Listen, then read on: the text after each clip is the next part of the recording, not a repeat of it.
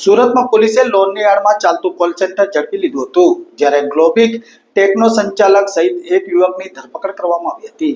સુરત શહેરમાં એસીએચના ખોટા ડોક્યુમેન્ટ્સ બનાવી નાણાં ઉપાડવાનું કારસ્તાન સામે આવ્યું છે. પોલીસે લોનની આડમાં ચાલતું કોલ સેન્ટર ઝડપી તપાસ શરૂ કરી હતી અને ગ્લોબલ ટેકનો સંચાલક નીતિશ ખવાણી અને ટીમ લીડર જાવેદ નસીરવાલાની ધરપકડ કરવામાં આવી હતી. જ્યારે સતિન્દર પાલ અને અભિષેક ગોસ્વામી વોન્ટેડ જાહેર કરવામાં આવ્યા હતા. સાયબર ક્રાઇમ પોલીસે વધુ તપાસ હાથ ધરતા કસ્ટમરોના એકાઉન્ટમાંથી ગેરકાયદે ₹13,500 થી ₹50,000 સુધીની રકમ ટ્રાન્સફર કરી મસ્ત મોટું રેકેટ ચલાવી રહ્યા હોવાનું જાણવા મળ્યું હતું.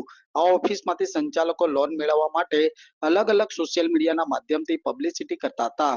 જો કોઈ કસ્ટમર ઇન્ક્વાયરી કરે તો આધાર અને પુરાવા મેળવી કસ્ટમરની જાણ બહાર સીએચએના મેન્ડેટ પેમેન્ટ અંગેના ખોટા દસ્તાવેજ તૈયાર કરી નાણાં પડાવી લેવા બેંકને મેલ કરી એકાઉન્ટમાંથી ગેરકાયદે નાણાં પડાવી લેતા હતા.